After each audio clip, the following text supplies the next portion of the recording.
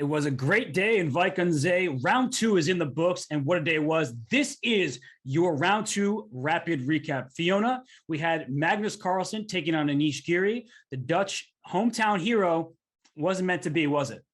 Absolutely. Magnus Carlsen beating Anish Giri here in Vaikonze for the very first time. He told us after the game, very happy to finally level that minus score from ages ago.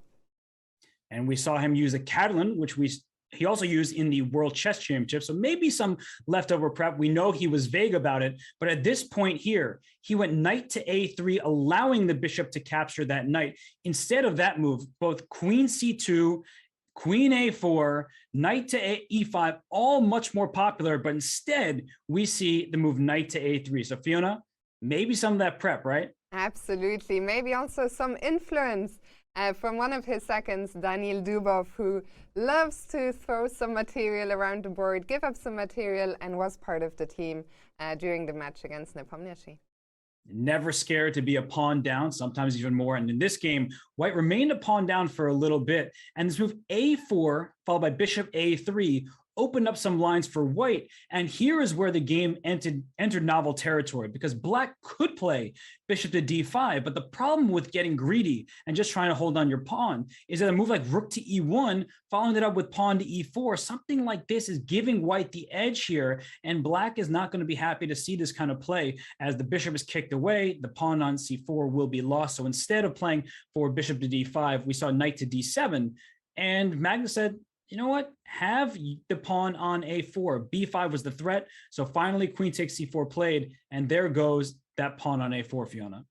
Yeah, and we can see on the left-hand side of the board, the time management. Magnus was playing all his moves real fast, thus once again confirming that very likely this was a position he was well familiar with.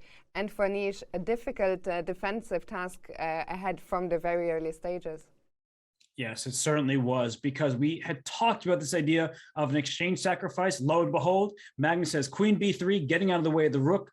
Rook takes c6, now a threat, removing the guard of the knight on a4. Queen d5 was supposed to take care of that, but not so fast, says Magnus. Rook takes c6 played. The queens cannot be swapped because at the end of this variation, down goes the knight on a4. Two pieces for a rook for White and a winning advantage. The bar goes up. So instead of this decision, Anish decides to take on c6 with the queen, defending the knight on a4. But Fiona, here comes the pieces for White.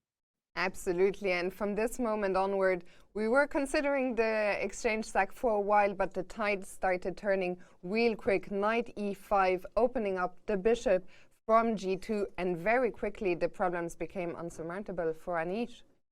They certainly were. Rook coming to b1. The b7 pawn is under threat. The c7 pawn as well, for good measure. And this is actually where the game got out of hand, because the move knight to b6 could have been played by Anish. A very difficult tactical sequence arises after bishop b7 and knight c4, hitting the bishop on b7. Yes, the rook is under attack, but so is this bishop on a3. This is mayhem. The eval bar says, oh, it's fine. I look at this position and say Black's king could be in some trouble. But of course, our Silicon friend says, nah, no worries. This is all under control. But instead, Anish did not go for this, playing knight d5, which I'm sure we can understand, because Fiona, rook b1 and bishop takes d5.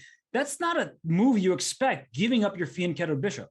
Absolutely. Clearly a move that took Anish by surprise during the game, and here it started sinking in that suddenly you miss one move and it's already too late. Magnus has taken the upper hand and he's in the driver's seat. That's correct, because you can capture on d5 right back. If the queen takes on d5, you lose your knight on a4. Now it's two pieces for the rook and the activity for White. That's a problem. Instead, he took with the pawn on d5, and it wasn't about this knight after all. It was in part, but bishop b4 was not the move he was going to play, allowing the queen to slide away to b5. Instead, rook takes b7, threatening bishop b4, which traps the queen. The rook on the 7th rank is very dangerous. c7, and behind it, f7. Anish tried his best. And Fiona, we had a bit of a laugh, not at Anish's expense, just because you don't expect it, but queen d8, all things considered, was the best defensive try. Absolutely. A move which looks funny. There is so much attack going on against your king. And instead you ignore that and you play a retreating move with the queen that puts the queen on freeze. But the queen shouldn't have been captured by Magnus. He did not capture it because you give up your own queen and suddenly the attack is not as strong as it used to be, and black maybe has some chances to survive here.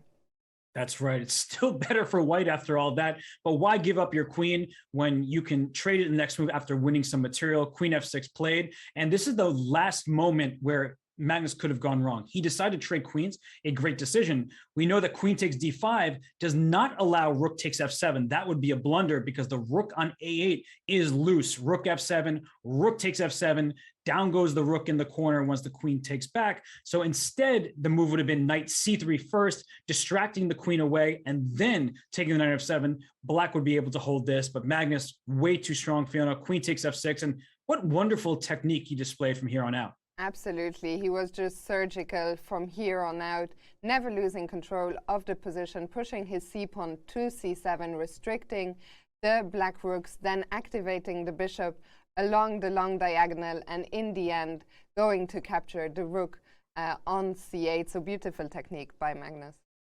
And the best that Anish could do was take his knight back and then win the c7 pawn. But when all is said and done, Magnus up 2 pawns, Anish resigns. And that was your round 2 rapid recap.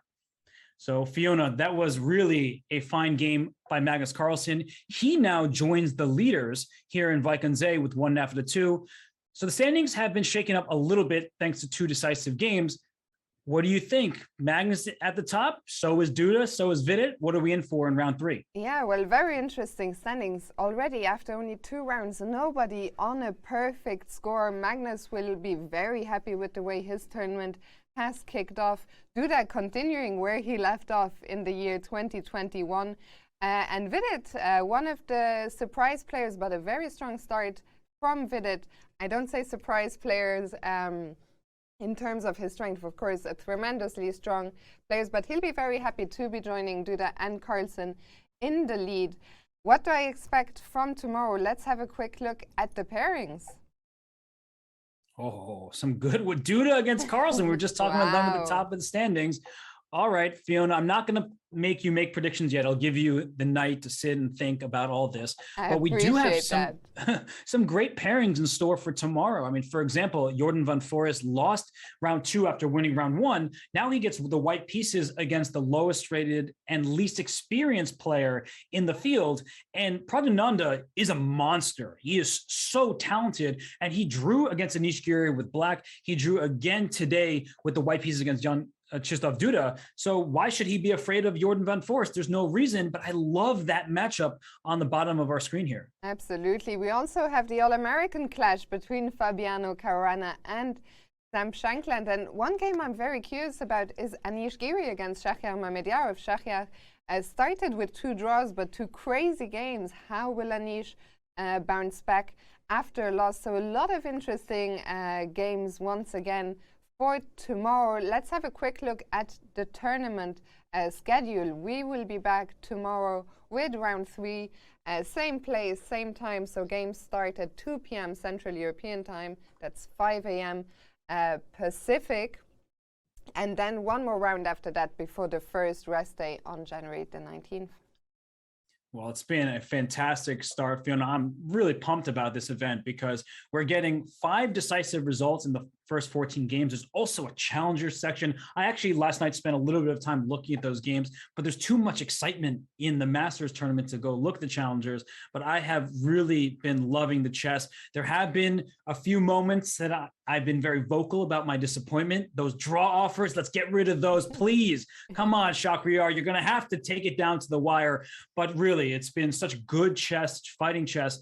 I love the tournament held in Vikings. It's a classic. Absolutely, always such a diverse field, a lot of interesting players, and we're really in for a treat. Still, it's still 11 rounds to go, plenty more chess to look forward to.